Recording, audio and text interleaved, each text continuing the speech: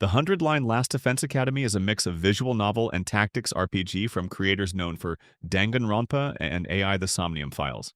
It's story-heavy, full of character interaction, and broken up by fast-paced, turn-based battles. If you're new to visual novels, this one could be a good place to start. I played it for about 60 hours and saw 3 of its 100 endings. It kept me interested the whole time, not just for the story, but also for the solid tactical combat.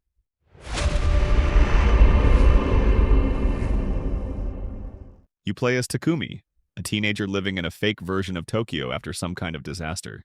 One day, monsters show up. Takumi unlocks strange powers and he's thrown into a military-style academy with other teens who can fight. They're told they have to survive 100 days of attacks before they can go back to their lives. Each day, you spend time with classmates, fight enemies, and uncover new pieces of the story. The setup sounds familiar if you've played games like Danganronpa, but the 100 line spreads out its reveals and character moments more gradually. You're not just surviving, you're learning how each student fits into the bigger picture. It works. The characters feel real, and the twists are earned. The game even acknowledges its similarities to other games with some self-aware dialogue, but it moves past that quickly to focus on what it wants to do. The game leans hard into its narrative, and for good reason. It's the main reason to play. That said, it's best to go in knowing as little as possible. The story changes based on your choices, and once you finish your first playthrough, a deeper second layer opens up, with new paths and more endings. It's smart about how it handles replaying, too. You can revisit key decisions and branch off from there, which makes exploring other outcomes feel easy, not like a chore. Combat isn't just there to break up the story. It's solid on its own. Each character gets their own class, ability set, and combat style, all tied to their personalities. You start with the basics: fighters, archers, tanks, and slowly unlock more classes like healers, snipers, and debuffers. Battles stay fast but offer enough variety to stay interesting. It's not overly complex, and if you've played tougher tactical RPGs, it might feel a bit easy, but the simplicity works in its favor, especially if you're here mainly for the story. The combat has some fun mechanics. There's a meter called voltage that builds as you attack or get hit.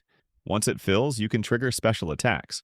With the right setup, you can chain multiple powerful moves in a single turn and wipe out a whole group of enemies. There's also a risk-reward mechanic where low-health characters can use a powerful move that kills them afterward, useful if you're about to finish a battle anyway. The game gives you enough tools to make combat fun without dragging it out. Outside of combat, the game has light social sim features, spending time with classmates, building relationships, and learning their backstories. It's a bit like Persona, though much less complex. Still, it adds another reason to care about the cast.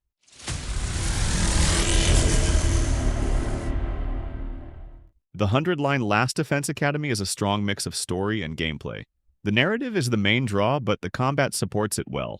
It's approachable without being shallow, and it offers enough variety to keep things fresh across a long playtime. The writing hits hard, the characters are well developed, and the game respects your time by making exploration of other story routes smooth and rewarding. If you're curious about visual novels but don't want to give up gameplay, this is one of the better options out there. For more, check out our reviews of Fatal Fury City of the Wolves or Mandragora Whispers of the Witch Tree. Thanks for watching.